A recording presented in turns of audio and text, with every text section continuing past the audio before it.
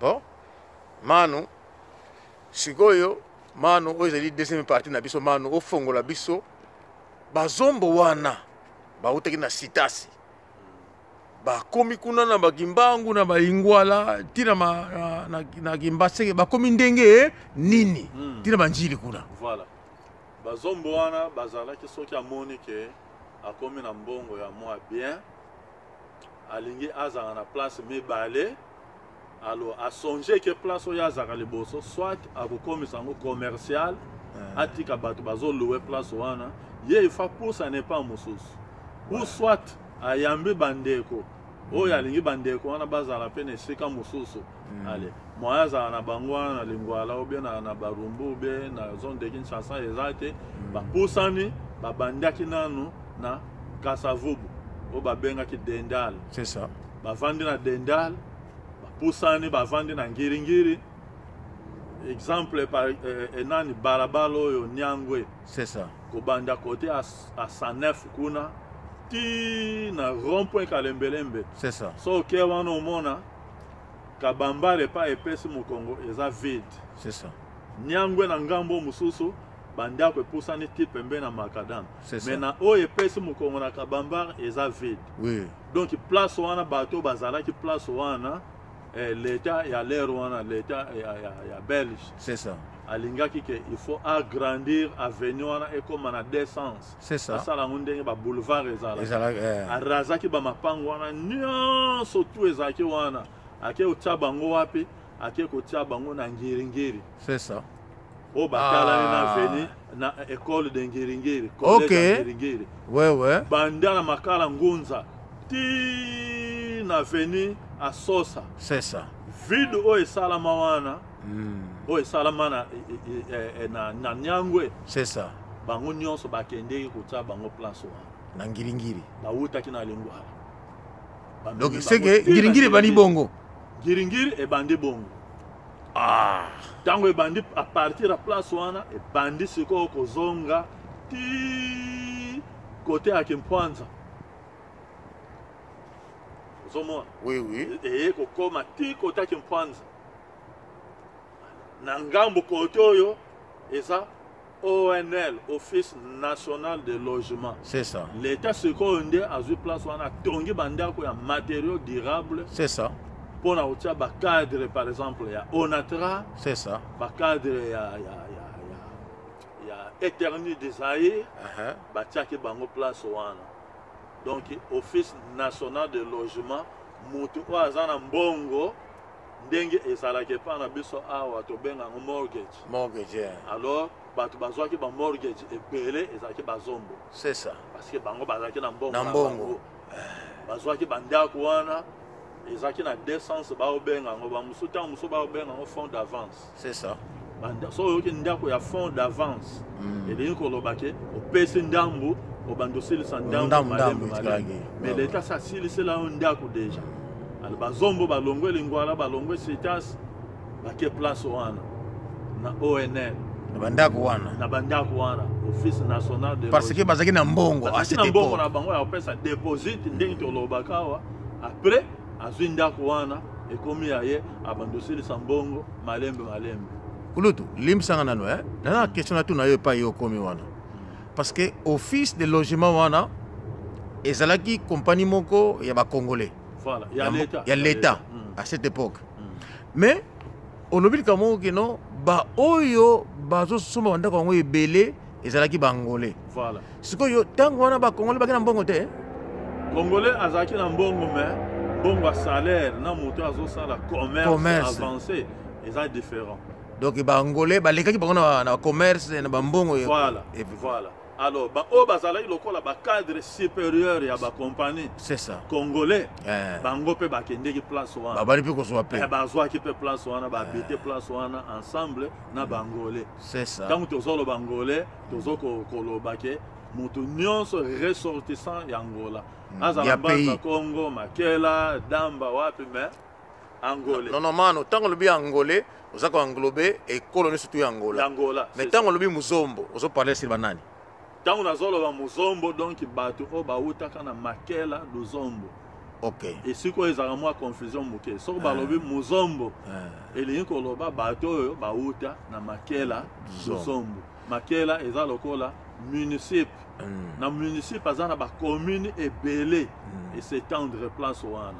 Sikoyo tango yo lobaki nini kino bazombo bazaki na mbongo bazozwa bandako wana. Sikoyo donc bato wana bazaki kaka bato bautaki na municipal makela zombo bazombo na oyo zolobela tango wana. Nyonso. Auta makela, auta ba côté mususu na kata wish wana. Mais de fait que langage appellation commune o ezala ko benga ma ressortissant ngola bazombo. Zoka muzombo elingi ko lobate ke mutu nyonso Angola. Non. Muzombo ezali mutu ya makela du zombo. Donc kombo ya muzombo to bazali ba ressortissant ya maisika wana bazombo wana. Mais siko oyo congolais zali ko benga bazombo zaki ba angolais oyo ya kikongo ya Angola. Non, bon, il y a confusion bango ba yeba yo penzate muzombo ela kinini. Ok. Mutu nyonso aloba langue eza différent na bango ba bengi muzombo. Alors que il fallait même que tu baloba mukongo. Parce que mukongo elingi koloba mutu nyonso te oyo aloba kizombo nde azali angolais. Na kati Angola omona bato musu baloba portugais kaka. Bamusu baloba kimbundu, bamusu baloba ngangela, chokwe, ofimbundu, donc bangolais baza babikolo ebelepe. Mais bande qu'on a biso mingi, bon, to kondana raté, manque à moi connaissance élargie, mutenyon sa out Angola, muzombo. Non, c'est pas le cas. Kulutu, na parti à Liboso, on parlait que likamoko ya Papa Kuba. Il paraît qu'il y a ça qui équipe étoile du Congo, on a pensé qu'il y a Rwenzori et tout ça. Est-ce que est-ce que équipe wana bangolais basalaki to équipe mususu qui na tangona oyo yebaki pe bazeka bazum basalaki yango? Non. Ce que salaki ko tanga équipe mususu. Et salaki ka wana te to lo banda que ça Vita Club. Bon. Vita Club. Vita Club. Ezaki bazombo. Non. Club Zelana. Vita Club, oya Vita. Vita kako Vita oyo Toyoka ko Vita contre Mana. Na salaki. Banda Vita eza bazombo. Et puis ba dirigeant qui le bosso Vita. Kulutu Zelana. Hein? Kulutu tolingi olimbra so Kulutu. Olobi Rwenzori otangi susuku Vita. Kulutu limbra nano. Vita oya vert ya vert noir. Ouais. Bazombo basalaki yango. Vita vert noir. Bazombo basalaka Vita ya vert noir. Yango ya remarqué que parmi les supporters nango majorité eza bazombo bande konabiso ya bandundu bande konabiso ya bakongo nde wana ba supporters ya Vita parce que fondateur nango azalaka angolais malgré kombo ekima. Kulutu Pierre ba kombo oyo monaki na Vita ezalaki oyo monaki ni bazombo to menako mata makombo mibale ta mamoko ta mibale obaki na Vita oyo ebaki na Vita tomona ki mutu lokola o bato nyonso to bayebiti na moya lelo lokola ve mavuba azalaki joueur na Vita mbuta Kimpede wana esekisa non Kulutu zela vie Kimpede aki muzombo. Ah oui Kimpede oyo Vita oui oyo mutu wa comité de recherche osoki nganga ya Vita comité de recherche ndenge babenga vie Kimpede ve nanyo mususu kombo tikana kanisa mingi na lobaki kombo na ye kala mingi te awa azaki ndeko na biso ya mbanza kombo ve Kuba non azaki muta ba recherche po Vita wana ndenge bomona yango eza équipe moko tala basalaka franco interview moko na journaliste na il peut comment président Vita non? Comment président Vita oui. Parce que Kulutu foudre pe ezeki ki bana.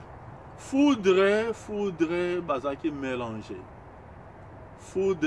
Mélangé. Ngai ndenge na yebili ke mutu abandaki foudre ezalaki muzombo. Kolo pende ya foudre. Kombo na ye nkano prévoyant. Ava na isoki. Isoki na zone de Kinshasa. Boulangerie pâtisserie. ye mpenza kolo ya foudre. Ok. Sikoyo lelo susu yo olobi nanga ke yo te Ruenzo lisusu Muzombo lisusu. Vita lisusu Muzombo lisusu. Nyonso kombo moko ya même équipe. Vita Club même chose. Ezaki équipe bazombo bato babande yango. Moni. Sima nango mutu nyonso elobi te so Muzombo abandi yo kokota. Okota na yo. Mais fondation c'est ça. Muzombo muta fondara. Asalaki yango po etele ntitango ebima ntitango soko ezalaka ke no. Ndenge koma lelo. So kebite même ba daring foko. Ezaki peka bazombo babandi équipe. Bazombo. Mais histoire de Kulutu. Kulutu na oui imana. Nazobosana président ya suka onga na yebaka penza simba imana. Citoyen Tela.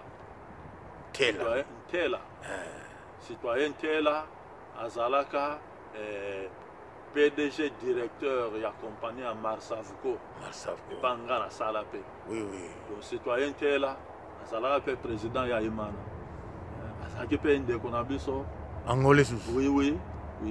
Mais les Rwanda Mobutu azalaki na politique ya bien. Normalement na mukile otokende na politique était parce que solo to sur les alliés à politique. C'est ça. Mais Bangolais ebele bazalaki na droit ya kozwa nationalité wana mais ebele baboya kana bango. C'est ça. Bavandaki na bango bongo comme étranger.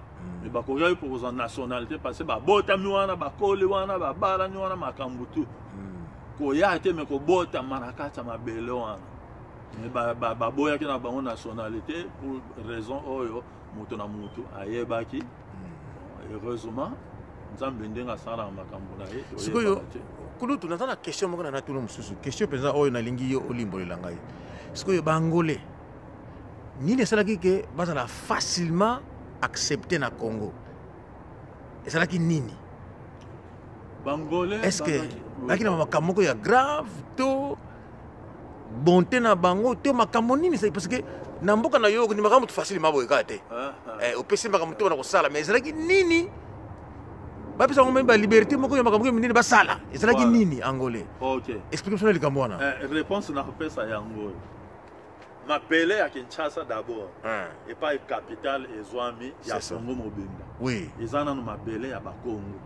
OK, mapele wana tozonga musika mingi te avant ya arrivé à bas colonisateur déjà na Bangolais na Congolais ba vendre qui place majorité c'était des Angolais au ba vendre na carte ya Kinshasa. Ça dit Kinshasa est dans ma belé ya ba Congo.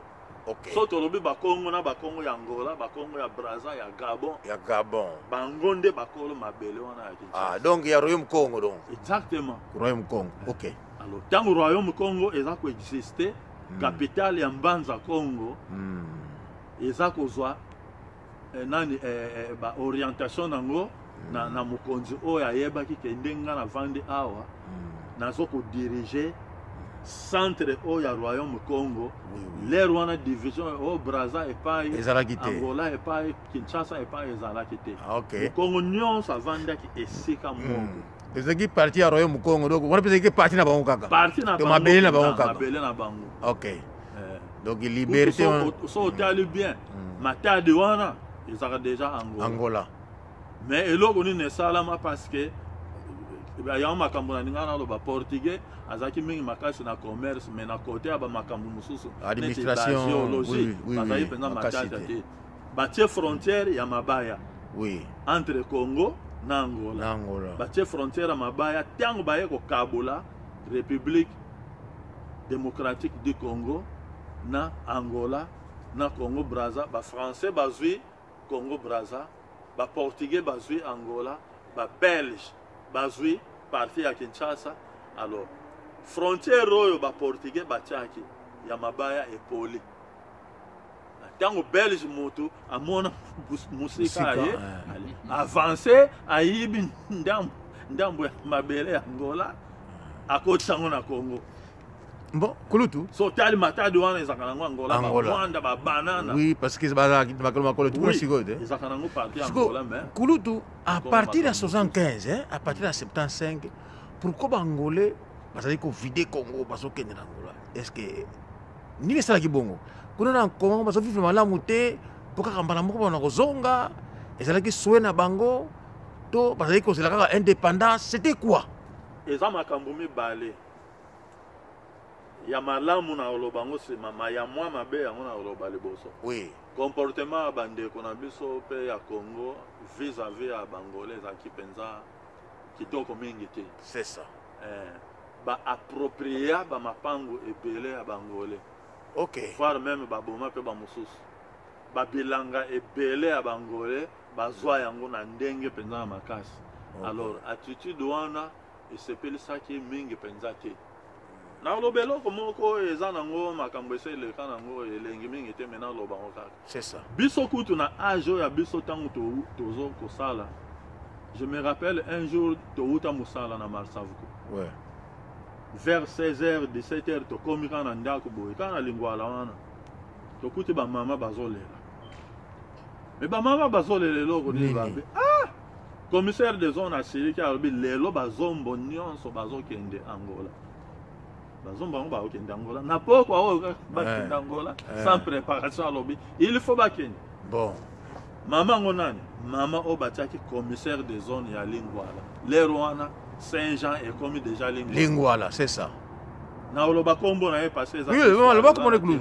Tout ça kombo na ba kombo na. Lutete Nzao Kinkela. Ah, commissaire de zone. Mais azaki mukongo te Lutete Nzao Kinkela. Exactement. Ozomona. Lutete Nzao Kinkela ndeko na biso ya ba Congo. Mais alingi Mobutu anomaki lerwana commissaire de zone ya Lingwala. Mais alingi tous les Angolais il faut battre. Mais alingi bandeko ni ba Congo bazonga na bango na Angola. Bazonga pa na bango na ndenga Bretagne. Na sepena lisolo kolo kulto lobi hein. Oh, comment na ye Lutete Nzao Kinkela. Mais aza mu Congo mais alingi ba Congo oyo Angola. Allez, nous va ika inokulu. Bozonga pa kotaki na mboka na bino. Et puis na l'heure nini na 16h30. Sans préparation. Vraiment. Et puis ça tolé ba mama kolela, ba papa kolela. Biso lo kwa toki ba jeune esprit eza ofungwa mama mukelero wana. Tozo calmer ba parents mais non bolela te. Rapport et kosala ma rapidement.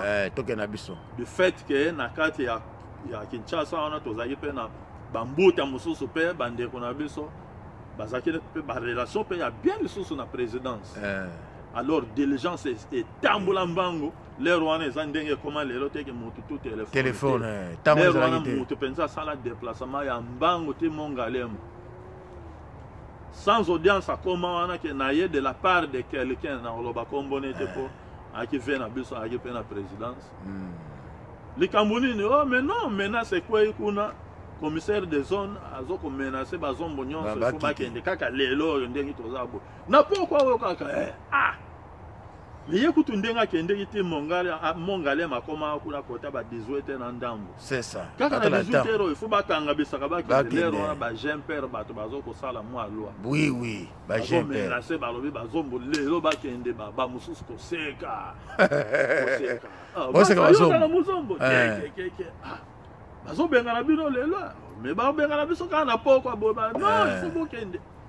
Et pesa mawa. Alors Mobutu likambona sepela kana ngote. Démission Baramoko, la femme était démise de ses fonctions. Mawa. Le tête Nzao Kinkela, je dis le nom. Limogeage. Mawa. Elle était limogée parce que Alinga qui a créé. Moi, Kokoso. Moi, il y a bien pensé. Moi, je vais na façon. C'est ça. Peut-être qu'il y a différents motos.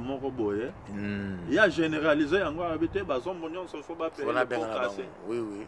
Donc ça l'a bien été, mais Mobutu a l'accès qui est ndenge makambo fallait tambola limoja qui c'est kimia ya ikozonga nango donc voilà ce que kulutu tango bozozonga nangola bozozonga comment est-ce que parce que na aide ya kozonga to bino mo kaka bozokanga biloko bozokende parce que amour ya pays comme indépendant bozonga kaka c'était comment parce que les solonga na kulutu bangolais bazaki na deux catégories au bavandela ki wana na Congo c'est ça. Il y avait des Angolais, pendant Bangolais, au Bakimi Bitumba, Baye, Bawana Bazala qui enregistré comme réfugiés reconnus. C'est ça. La carte ya Congo. Oui. Mais net biso boye, donc ils ont net mabelé na biso. Biso c'est ça. Pour venir na biso nyonso e bandele wana. Tozo kende na vie na biso ka ndengo wana. Ba oyo Bazala qui est reconnu enregistré. Bazala ko quand ça le recensement, je me trompe pas, na boulevard du 30 juin. Les CK à ONU. Ils allaient qui coûtent face à face dans l'ambassade d'Angola. C'est ça. Babenga d'abord place royale. Place royale. C'est quand on a babenga place royale. Oui. Bazo qui ne se faire enregistrer que bazo rentrer na bango. C'est ça. Alors l'État allait ko préparer ndenge ya ko expatrier bango. Ça, j'ai dit bien l'État congolais. C'est ça. À l'époque c'était l'État zaïrois. Mais net biso boye ezalaki kaka amour de patrie kaka. Ozomona bandeko ozovanda na bango evandele ezozala bien pensate omoni ke mwa banyi wana te tozalaka bien mais siko tozala lisu malamu te alors malgré ça mais tosouffrir mingi na baklasse omona boye mettre à côté ke bazombo tu botelema wana na baklasse siko na baklasse ezalaki pasi ndeko nanga mono finani boye ozobatama mwana ba yo saka muzombo te oyebi bien telema tomona musabe ozofina na pona nini mawa trop alors biloko nyonso wana eyai kosala non ekoti biso pe ya trop omona yo moko penza personnellement osali nzela okangi ba plan na yo na malembe penza donc ba mususu bazongaki na déception nazolanda yo très bien ba mususu basarizaki na oni esungi bango bazongi mais bamosusu bazalaki déci na mode de vie ya pe wana bomwana na nga nyonso ebandeli awa nakoleli awa nabaleli awa nasalaka awa naza moyebi te nasalaka en tout cas majorité des angolais oyo moto atia nango tembe c'est que il faut penser à étudier motema bien. Les Angolais c'était des gens intègres, des grands bosseurs bien, vrais bosseurs, études ya malamu pe bande ko belé ba ko reconnaître batang donc ba sala ba crimité ah non crime ya nini ko botra ba voiture ba tout mais tant on a silisi classe ba kazenga na place à Mosala quartier ba mama tuna ba mama ba congolaise na ba mama ba zombo ba yebi ke mwana oyo banda bumwana na yeto yebeli awa asilisi classe azosala mosala parce que moi j'ai beaucoup travaillé na mboka donc ba crime pe ya main armée ezalaki te non ba crime ya main armée ezalaki ya bandeko na biso ba congolais bango moko jamais okuta angolais na crime ya main armée d'abord angolais na lobaki na ebandeli awa c'était déjà doué na commerce bazali ba pasteur te ke non ba ikona bato bikula batu ke non ba biso mbisi na libumu na Congo za angolais ezalaki pete makambo ke pasteur eza courant moko eyesema eye kala mingi te courant ya ba pasteur eyesema ba angolais tango wana angolais azalaki atangaka na ye bonnement vraiment si betide na ye bonnement donc catégorie ezalaki misato catégorie mususu en tout cas abotama commerce c'est ça même akendeke betide mais quand on classe bon na opeto histoire moko moke kaka biso to ayaki bana so bakangi classe na vacances tozokende osala petit commerce na ville kuna kaka ndenge bakulutu baza osala c'est ça et c'est bato mingi eloko biscuit moko baobenga ngo petit beurre ok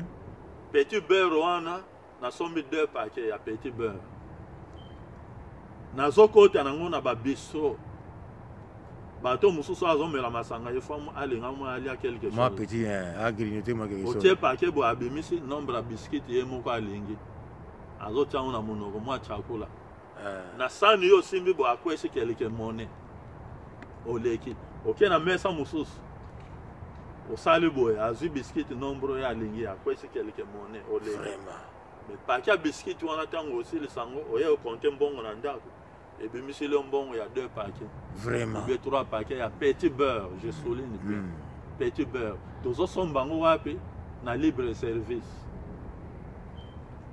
alors bis tozo côté on a ba bistro ba papa na ba ko mela ba zozo la biscuit nombre alingi azoko isolo ba monnaie na sani mais jour classe au fungwama oya omona que je me retrouve na sombi uniforme nanga na sombi bakaye sombi ba couverture na sombi ba étiquette ko biso tango tozo ko étudier kaye na yo il faut ezala na couverture na étiquette o te kombo na yo na classe na yo poso kaye no ebungi muta reconnaître kaye oyo e wuti wa c'est ça même ko ina balabala muta récupérer yango oya nango tin école na bino po bandina no école kingandi otie kombo na yo otie na classe na yo c'est ça soki A ou B ou B C otie na étiquette ouais lero wana ba couverture étiquette ko ezalaki ko moi otie na kaino na suka kuna okomi yango otie na suka na suka otie identité na yo comme identité no na étiquette wana kaino meme ko ile wapi ba ya opesa oyo yango na école na bino c'est ça bandeko na ngai vidéo tosali na j'espère que bolandi yango malamu bolandi kulutu ndenge a préciser prêt à éclaircir makambo c'était une façon ya ko parler bino sur la nationalité angolaise ya ko parler bino sur la vie d'une nation peut-être d'un peuple où ils allaient qui réfugiés de l'autre côté qui était le pays le Congo ou les Zaïre l'ex-Congo. Bandeko vidéo oyo bangolais mingi bazako suggérer mais pourquoi ya biso foutu na portugais to na Congo mais to créer une façon pour comprendre le message de cette vidéo. Je pense que bokolanda kulutu message na ezalaki comment na ba vidéo oyo koya to ko parler un peu plus mais peut-être to ko tiana Congo et peut-être na portugais mais choix la langue ekozala po et faire comprendre mingi na ba Congo na biso bangolais mais oyo zaki juste pour et faire comprendre bino comment bipa to utaki bipa to komi lelo bandeko ba programme so ekoya mbala sima mais pona lelo to suki mbote na ba oyo nyoso balandi biso ezalaki ngai moko ki amena na filmage tozaki na kulutu massive et puis tozali na Manu Shora zali à côté kulutu ozana mbote ko pesa na libota na baninga mususu oyo yebi oba kolanda yo oui mbote mingi na bandeko en tout cas ebele pe na tika na Congo kuna lokola ami na nga intime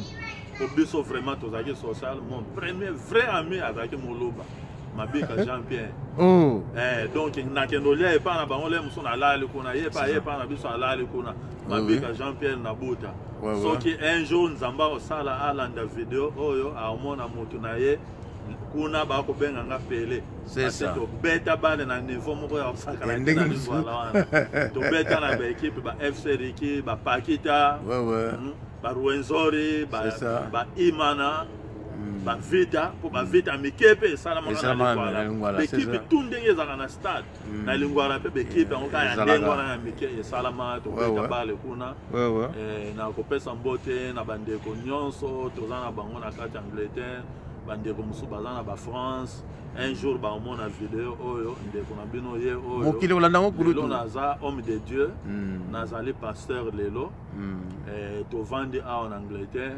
bandeko pe Angleterre mbote mingi ba kombele kebele vraiment ba kombele kebele pour ça lobi moko obosani mususu eza passe likambote kulutu le kaboye donc nzambe asalisi biso tolobi lelo mwa moke po tolobi lelo eza vraiment moke c'est ça ya kolobi eza nango ebele te tosala yango tobala sukulutu ndambu tokopesa bango ebele alors nga pena pesi mbote ya mingi nzolu vonda nzevo engeye lobobo makongo prasavile mbute to diaka unu uzi sasula makitsasa kienge kituya kimbote kenu kuna France enokulu nzevo mbute tonketo fuidi irmão kopangeto nzolu vonda mes condoléances une fois encore les plus attristés de notre part allez à plus alors au revoir